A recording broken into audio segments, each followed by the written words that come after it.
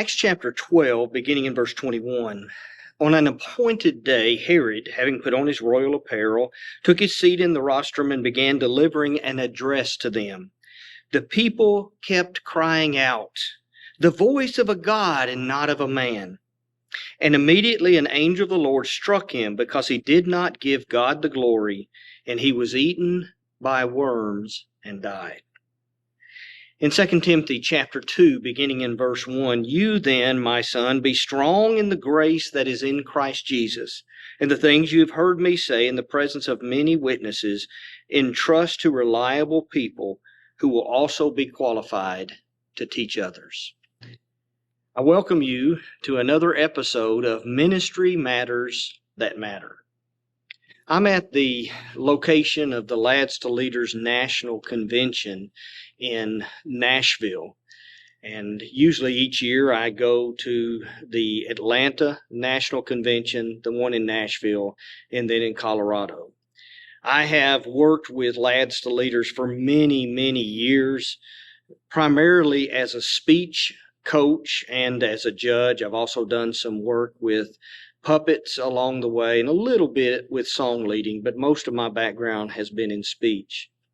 So I guess the first thing I want to do is I just want to remind us as leaders of the importance of preparing the next generation. I want to really encourage us to think about what we are doing to train the next generation of leaders. Programs like Lads to Leaders are a great place to do it. There are a number of other programs. I think about churches that have little Timothy classes and little Tabitha classes. But I want to challenge you as an individual and as a congregation to be very intentional about training the next generation of leaders. I want you to think about not only programs that you have in your congregation, but I also want to challenge you to think about who you are mentoring personally.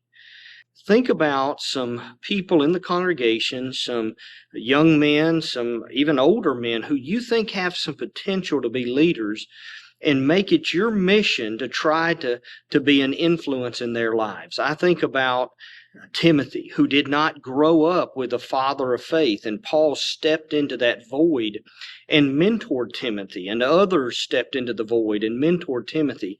And Timothy had a tremendous impact on the church because people like Paul invested in him. And they spent time together. They traveled together. They did mission trips together. Paul wrote him letters. So I want you to think about, is there somebody, or do you have a group of somebodies that you can really invest time in? I'm not talking about just a class or just something like a program like this where you can teach them how to lead singing or how to put a lesson together. But I'm talking about somebody that you can really live into their lives, that you can take them with you when you visit the hospital, that they can walk with you as you're preparing a lesson, that they can go with you when you visit the funeral home. I'm a big believer in ride-along mentoring. And what I mean by that is if you are involved or know anyone involved in law enforcement, they use ride-alongs quite frequently. And I think about one of my former students who said he became a law enforcement officer because he did a ride-along in the squad car back when he was in high school. And that experience influenced him to want to go into law enforcement.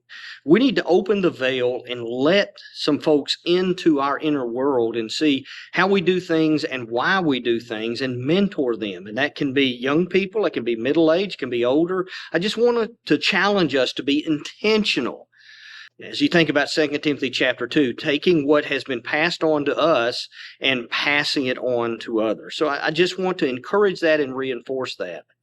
As I think about the stage behind me, they're going to give out some trophies and so forth. And what they're trying to do is encourage young people, to offer words of encouragement. Now, it wouldn't break my heart if they got rid of the trophies, but I understand what they're trying to do. I want us to think about what are we doing to encourage those who are branching out and who are trying new things. Because when someone tries a new experience, they try to lead singing for the first time, or they try to do a little lesson, or anytime they step out of their comfort zone, it's scary and it doesn't always go well. And I want us to think about the impact our words of encouragement can have on them. I just wanted to challenge us to be about the business of encouraging people. And when they need it the most is not when they're at their best, when they're getting their trophy. When they need it the most is when it doesn't go well. And if we will, on one hand, be intentional about training future leaders, on the other hand, we'll be intentional about offering words of encouragement. I think about John chapter 1 in verses 35 and following. You have several encounters between Jesus and men who would become some of his apostles. Folks like Andrew and Peter and Philip and Nathaniel. It's interesting that Andrew brings his brother Simon to Jesus, and Jesus says, basically, you're Simon, but from here on you're going to be Cephas, or Peter, you're going to be the rock. And so Jesus began to call him the rock. Jesus called him a rock when he really wasn't quite a rock yet. And the words of encouragement, the ability to see what someone can become. And so you think about those young people in the congregation. If you say, hey, you're going to be a great Bible class teacher someday, or I think you're going to be a great song leader, or you're going to be a preacher, I think you're going to be an elder one day. And the kind words, the words of encouragement, the envisioning of that young person as a leader for God can make a huge difference. And the things we say to people matter. And sometimes we don't even realize that we're saying discouraging things to people. So I want us to be careful. I want us to be intentional about making sure that for the Simons out there, we're saying, I believe you're going to be a rock. People will often live up to what you say to them, or they'll live down to it. If we talk down to them and make them feel less, then that's what they'll live down to. So I want to challenge us as a part of mentoring and training people and just helping people to become like Jesus. Offer words of encouragement. It doesn't have to be a trophy. It can just be a kind word, a great job, I'm proud of you. The other thing I want us to talk about is, I think about Acts chapter 12, where Herod got up there and he is in his robe. It was a silver robe, according to Josephus. It glistened in the sun. And the people said, that's not a man speaking. That's God. That's a God speaking. And Herod didn't correct them. And so God struck him. It says worms is what the text says in Acts chapter 12. Josephus tells us that he was writhing in agony for 5 days before he died. The problem was he let people glorify him instead of God and actually compared him to God. Now, probably the audience is not necessarily talking about the one true God. It may have been little g gods as existed in the pagan world. But the point is, he took praise that did not belong to him, praise that belonged to God.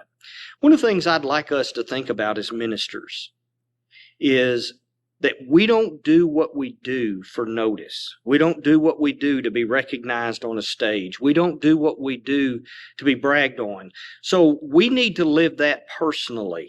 What we do is not about us. And so we need to be very careful about when we preach and when we do things, people will brag on us. And sometimes even when we didn't do a great job, they'll brag on us because they're trying to encourage us. I often say the members feel contractually obligated to build us up. And so they'll often say, man, that was a great sermon when, well, maybe it might have been a mediocre one at best. And it's not that they're being dishonest. They're just trying to encourage us. But what can happen is that can all go to our heads. And I want to challenge us not to be arrogant, not to be prideful, not to do what we do for praise. And that every time someone tries to kind of glorify us, quickly turn the attention to God. That I'm just serving God. I'm grateful God lets me do this. We serve a great God. I love to talk about this great God. I just want to make sure that we do what we do for the right reasons, that we do it to honor God and not for praise and glory and attention. And also, as we work with young people, as we mentor others, I want us to instill in them that they do it for God's honor and glory and not for their own. So I'm grateful that there are programs that encourage young people to learn new things and honor them. It's wonderful. And I'm a big believer in programs like Lads to Leaders. I just want to challenge us as we work with young people to remind them that the one we want on the stage The one we really want to honor is God. And so let's live in such a way that He's the one that is always honored. He's the one on the stage. Thank you for joining me for another episode of Ministry Matters That Matter.